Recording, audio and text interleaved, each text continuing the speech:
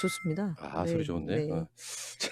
다음에 이해찬 대표가 사실 여론 뉴스는요 크게 나오지는 않는데 제가 어젯밤에 이해찬 대표 진짜 머리 좋으신 분이구나 느꼈던 게 딱 어제부로 프레임 전쟁을 시작하시더라고요. 네. 그러니까 이 이명박근혜 시대와 촛불 개혁의 시대의 대결이다. 뭐 그런 프레임들이 있잖아요. 총선은 한일전이다 하는 그런 프레임처럼. 네. 그래서 자유한국당을 반개혁 세력으로 규정하고 반개혁 세력에 대한 고립 전략. 이게 쉽게 표현하면 프레임 전쟁인 거잖아요. 그러니까 이해찬 대표가 프레임을 딱 걸었어요. 니들 반개혁 세력이잖아. 적폐 세력이잖아. 자, 니들은 지금 이제 사실상 역사의 무대로 사라져야 될 사람들이야라고 하는 그 프레임을 딱 이게 제대로 걸리면 이제 못 빠져나오는 이 거죠. 프레임 전쟁 말씀을 하시니까 이걸 다른 식으로 표현하면 이런 거죠. 이거를 이제 가령 김대중 전 대통령식이나 노무현 전 대통령식으로 표현한다면 이렇게 이제 시작하신 거예요. 이분들이 마이크 잡고 이명박근혜 시대로 돌아가시고 싶으시면 저쪽을 찍으시고 촛불 개혁을 계속하고 싶으면 민주당을 찍으십시오. 이렇게 얘기하는 그 구도가 형성이 된 거죠. 예. 이제 결국은 선택을 해야 되는. 아까 말씀하신 그 국회에서 항상 그런 행위를 하는 것 자체가 거기에 딱 걸릴 만한 그런 상황이잖아요. 그런 거죠. 그 어저께 이제 최고위원회의 때 말씀하신 거잖아요. 이번 총선은 너무 중요하다. 작은 실수와 실책도 조심하면서 더 낮고 겸손한 자세로 남은 100일을 준비하겠다는 말씀을 하셨는데 진짜 비장했습니다. 대체적인 그 최고위원회 공개 때 이렇게 얘기하셨고 또 이어서 비공개 때 나온 얘기가 이제 아마 브리핑이 된 것 같은데요. 김두관 의원을 경남 지역으로 투입하는 것.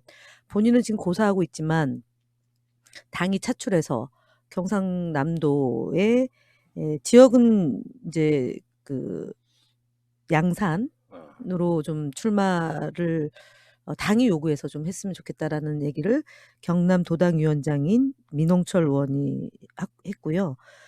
그것을 공식적으로 이제 당이 그 김두관 의원에게 요청하는 걸로 이렇게 됐습니다. 그래서 실제로 지금 저희가 이제 김경수 도지사가 정말 악의적인 이것도 프레임이죠. 드루킹 특검 때문에 이렇게 고초를 겪고 있고 그러니까 반쪽밖에 안 되는 거지 않습니까? 그래서 김두관 전 도지사 겸 지금 국회의원 하고 계신 분을 경상도로 해서 어쨌든 다시 한번 지난 지방선거처럼만 같지 않더라도 어쨌든 민의를 제대로 반영할 수 있는 민주개혁 세력의 촛불 세력의 그 요구들을 좀 수용할 수 있도록 당이 요청하기로 했는데 이것 역시도 저는 깜짝 놀랐습니다. 진짜로 이거는 정말 선거를 한 번도 보지 못한 전설의 이해찬 인물. 대표님만이 할 수 굉장히 있는 무능하시군요. 선거를 떨어져 보지를 못하고. 아니 어떻게 국회의원 선거에 떨어지냐고. 그래서 제가 그 얘기 듣고 그랬어요. 제가 공천을 못 받은 거기 때문에 떨어진 건 아닙니다. 그 얘기를 하셨어요. 근데 지금요 민주당 칭찬 좀 해드리려고 그랬는데 네. 여러분들 입으로는 못 하잖아요. 아니, 그러니까 지금 인재 영입도 화제가 되면서 이게 자유한국당하고 주거니 받거니도 아니고 원사이드하게 여론을 지금 주도해가고 있는데 국회에서는 민주당이 연전연승하고 있는 그런 분위기잖아요.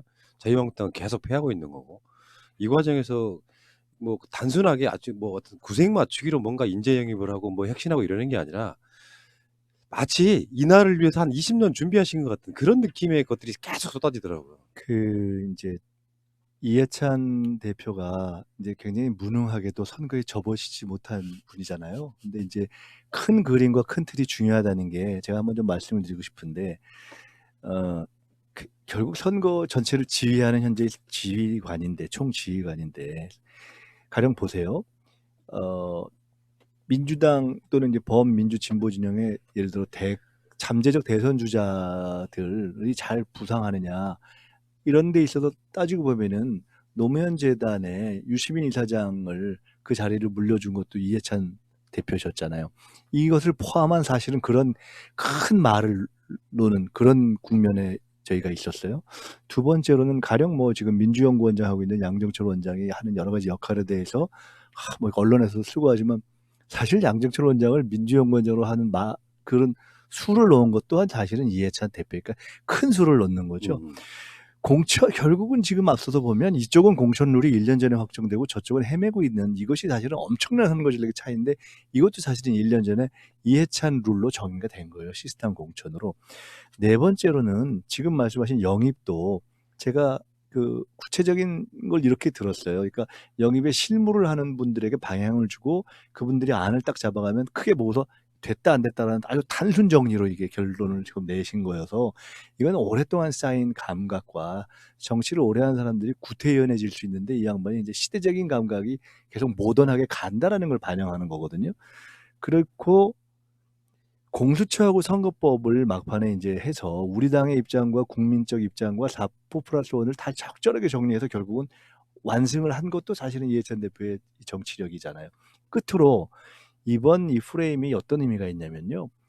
이른바 보수가 보수 통합 국면으로 가잖아요.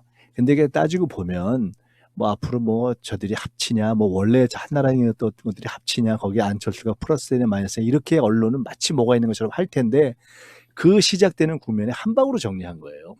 결국 해봤자 이것은 이명박 박근혜 이명박 세력이냐? 박근혜의 복귀냐, 복고냐, 연장이냐 음. 일 뿐이다라고 딱 정리할 수 있는 음. 우리의 정리가 되는 것이어서 저는 결국 선거를 지휘한다는 것이 뭐냐 이렇게 큰 방향을 정리하는 것이어서 그 점에 있어서는 참 저희는 그 복을 받은 거죠. 탁월한 지금 그 선거 사령관을 두고 우리가 가고 있다 네. 하는 좀 그러니까 인정할 필요가 있다. 예, 그 이어서 그러니까 대표님이 이렇게 식견을과 경험 경륜을 바탕으로 해서 시대 흐름을 미리 이제 갈 수 있는 이유 중에 하나가 제가 이제 우리 새날 푸나님을 칭찬해 드리려고 하는 거예요.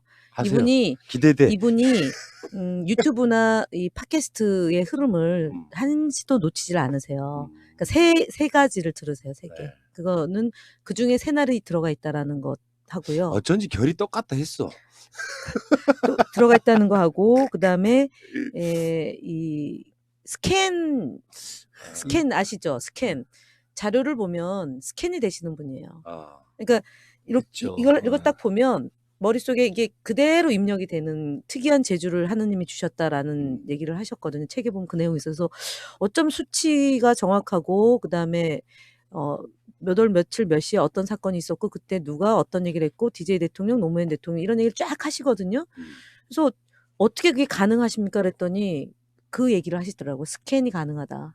그래서 저는 외워야지 가능한데 예. 그분은 한 번 보면 입력이 된다. 그래서 정말 천부적인 재질을 갖고 태어나신 분이고 예. 이 시기에 대한민국에 아, 우리 더불어민주당의 당대표를 하면서 추미애 대표가 만들어 놓은 그 기반 위에 이해찬 당대표가 총선을 진두지휘하고 있기 때문에 아, 이게 그 문재인 정부가 성공리에 끝나고 그다음에 20년 정부라고 얘기했던 그것이 가능한 연속 집권이 요 가능하다라고 한 가지만 더 네. 말씀드리면 이거 조금 필요한 얘기인 것 같아서 새날 칭찬해 주는데 막 끊으려고 그러시네. 그 김현 부총장님 저는 요새 이제 당 지도회의 안 가니까 근데 네. 아까 제가 이번 선거에서 현재까지 우리가 앞서가고 있는 거 대여섯 가지 말씀드렸잖아요. 저는 이런 건 사실 우리 스스로도 정리하는 게 필요하다고 봐요. 네. 근데 네. 그 혹시 기억할지 모르겠는데 전에 제가 민주연구원 할 때 연구원에서 했던 그 유튜브 프로에 민주공대라는 대담 프로에 이해찬 네, 대표를 대표 한번 모신 적이 나오셔가지고. 네, 있어서 맞습니다. 대담을 굉장히 재밌게 네, 했었어요. 맞아요. 그때 우리가 20년 집권론 뭐 네. 연속 집권론 얘기 연속 집권. 나왔는데 네. 제가 그때 그러니까 비교적 이해찬 대표님을 좀 거의 내재적 접근법으로 이해를 하는 편이어서 네. 상당히 재밌게 대화를 했고 그러다 보니까 많이 본인의 얘기도 잘 나왔던 것이 있는데 그 이해찬 대표를 이해하는 데서 굉장히 중요한 포인트가 몇 개 있어요. 저는 이해찬 대표의 강점이에요. 정치인으로서. 이분이 공대를 갔다가 사회학과를 간 분입니다. 엄청난 강점이에요. 공대를 갔다는 건 이분이 수학적 사고가 있어요. 그래서 숫자에 엄청나게 강합니다. 이게 보통 정치인들이 잘 갖고 있지 않은 덕목인데 실제로 그렇게 작동해요.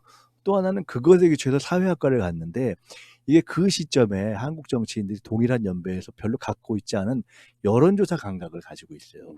그래서 사실은 굉장히 정교한 여론조사를 김대중 대통령 선거 때라든가 조순시장 선거라든가 서울시장 쭉 그게 온 거예요.